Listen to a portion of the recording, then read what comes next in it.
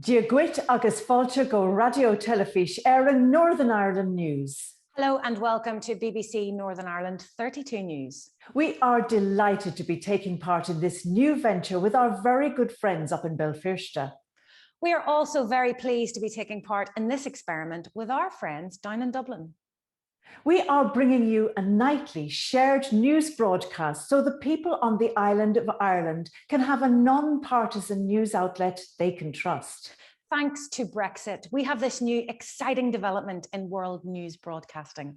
Everyone in RTÉ would like to thank the European Union for including this groundbreaking initiative in the final Brexit bill. We hope that this experiment in broadcasting news can become a template for divided societies across Europe and around the world. Northern Ireland has led the world in conflict resolution, and again, we find ourselves in the vanguard of peace and reconciliation. What have you got for us, Margaret? Well, Seaínín, last night we promised our viewers an historical perspective on the sectarian headcount that took place 100 years ago and led to the creation of the British border in Ireland. And we promised a special report on the founding of the state of Northern Ireland. Unfortunately, the powers that be at RTÉ and at the BBC, indeed, both the BBC and RTÉ have decided that we shouldn't cover this story, as they say it would overlap with work they have already commissioned. They have both assured us that this is definitely not censorship, but a realignment of news output. Both organisations are at pains to point out that we still have full editorial control. Both organisations also want to make it clear that there was no government interference in this decision. We understand and agree that public money should not be wasted on duplicating news stories. Along with this understanding, we also believe that this unique news broadcast has responsibilities to you, the viewer. To this end, we have agreed not to use any politicians or historians in our next report. Instead, we invited two playwrights to discuss what impact partition in Ireland has had on their work and careers. And one of the playwrights identifies as British and the other identifies as Irish. Let's have a watch. The story had to be cut to 2 minutes. I'm not happy about this. It's only the second day of this news outlet and already people upstairs are interfering. Especially after all the positive feedback and the viewing figures from last night. There seems to be a real appetite for a different type of news. I really think there is. What do you think they'll say about the opening? Well, if they cancel us, they will have proved our point. And if we didn't try something, what's the point of doing this? I agree. Well, who selected the playwrights? Our researchers. They said they wanted two equally successful writers. They fairly tore lumps out of one another. They certainly didn't hold back. You wouldn't believe that they were at each other's weddings.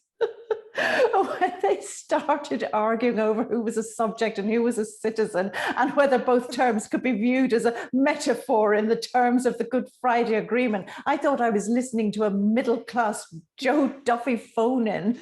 Both those writers would be appalled if you called them middle class.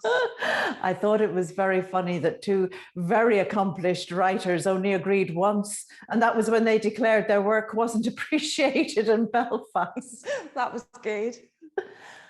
Are there no female playwrights in the north? There are plenty of them. The researchers just selected these two because they have a bit of public recognition. The general public couldn't pick a playwright out of a lineup. Well, they only have this recognition because they keep getting asked to do things like this. Oh, I hear you, sister. We need to be more proactive about who the guests are if we're to make any difference with this programme. We can't just leave it up to the researchers. I get that now. And we're back in 5, 4, 3, 2. What an interesting discussion and a refreshing take on a delicate subject matter. And I look forward to seeing both playwrights' work when the theatres open again. You won't be disappointed. Mm-hmm. Over the past year, we have seen a huge increase in people ordering home deliveries, whether it's from Amazon, Deliveroo, supermarkets, or Just Eat. But what of those key workers who get these products to your door? We spoke to people whose previous work disappeared because of the pandemic and who now do deliveries. We wanted to know what working conditions were like. Is there job security? How long do they have to work to get enough to live on? And is this the future for more and more people post-pandemic? 3.5 minutes. I find this heartbreaking and terrifying. They were all so vulnerable and just trying to do their best for their family and themselves. I hadn't even thought about them not getting any tips because people don't use cash anymore. Supermarket delivery man talking about the elderly people who got all dressed up because he was the only person they saw from week to week.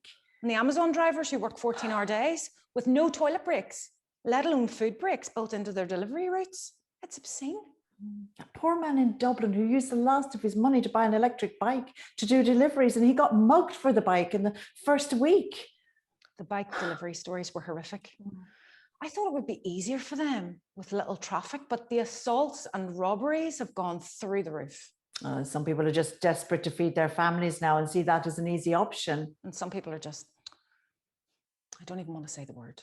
Probably best not to. I gave up my Amazon Prime subscription just after I used the free delivery for all my Christmas presents. I just couldn't stand my own hypocrisy anymore. I swore I'd do the same, but then I started watching Little Fires everywhere. And I know it's terrible, but I've just got to get to the end of the series. It is very good. Here we go. A message from upstairs. Oh. I got one too. What did yours say? You're not in an Aaron Sorkin TV show. He couldn't remember the title. Stick to the stories. The two playwrights were great. Oh, mine got the title. You're not in network. The reports are the news, not you. The lads were gas. They have some nerve sending us direct messages. We're back in 5, 4, 3, 2. Heartbreaking stories from all our delivery people out there. Absolutely, Margaret. Those stories certainly made me think about who the essential workers really are. Indeed. And next we turn to sport, and women's soccer has seen a huge growth over the last 5 years here in Ireland, with participant numbers increasing every year. Women's football in the north has grown in quantity and quality, with thousands of new participants pre-lockdown. Northern Ireland are preparing for their Euro playoff game against Ukraine, and we asked two former international managers, Michael O'Neill and Brian Kerr, how they thought they would fare and how lockdown would have affected their preparations. 1 minute. Seriously, two men talking about women's soccer and it gets 1 minute. Why do you call it soccer? Were you brought up in America? Because it is soccer. Football is football. Are you talking about Gaelic football? Of course, as opposed to association football. Do you have a problem with that? Not at all, just a lack of understanding. Are you into sport? Athletics. I used to be a fairly decent middle distance runner. Now I'm a devotee of the park runs. Oh, I can't wait for them to come back. I miss the camaraderie and the safety of in numbers, of course. My family are steeped in the GAA. My mother had 2 All-Irelands for camogie, and my father was a referee for years, and that shows you how good a player he was. And RTÉ covered that story of the new GAA club in East Belfast, and that was a real good news story. Harland and Wolf Tones. That's not what they're called. No, just East Belfast GAA. Did you play? I did when I was young, but I stopped when I went to university. I went to Trinity. Oh, and we are back in 5, 4, 3, 2. We'd like to wish the girls in green the best of luck in their upcoming fixtures. It's definitely an exciting time for women's football. Indeed it is. And it's also an exciting time for book lovers because we are starting a book club. We've all been rediscovering our love of reading over the past year, and we thought we'd bring everyone together to read 1 book a month. We'd encourage you to set up a group on Zoom with a glass of whatever you fancy and discuss the book and meet with friends. And if the author is still alive, we will do a special edition book club, and they'll take your questions about the book.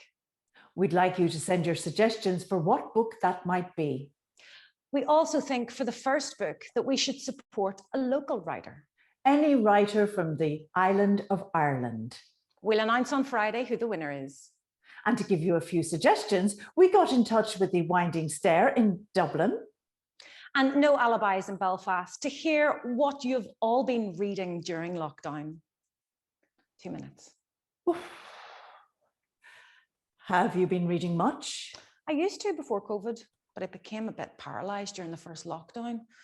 Couldn't really concentrate on reading.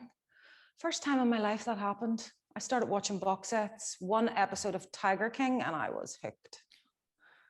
That seems like a lifetime ago. I didn't really start reading again until lockdown restrictions were eased last summer. And then I was back to reading nearly normally. What about you? Well, I normally have about 3 books on the go at one time, but that habit quickly disappeared. I became a bit of a binge reader, staying up all night reading for about a week and then nothing for a fortnight and then back to binging. Strange times. I really like this idea of the book club. It's uplifting and it'll be good for the author and the bookshops. We really need to push the local bookshops. We'll definitely get a discount from the publisher, and we need to pick a woman author. There are really talented female writers in Belfast at the minute. Oh, there are really talented female writers all over Ireland. Of course, I just meant I've really noticed it here in Belfast. It's quite exciting. It's a long way to go yet.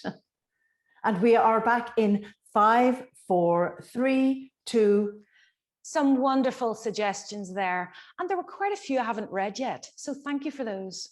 And please remember everybody to order from your local bookstore. If you ring them, they will happily give you suggestions. They are not a faceless algorithm.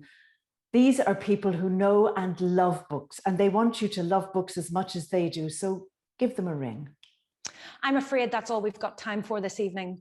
What have we got on tomorrow night's broadcast, Margaret? Tomorrow, Seaínín, we'll be looking at carbon neutrality and what that means for everybody on the island. And we'll also be assessing the rival bids for the European Religious Shrine of the Year. You wouldn't want to miss that. See you at 9:30 tomorrow night. So it's good night from Belfast. Agus ihuwa from Dublin. Ihuwa.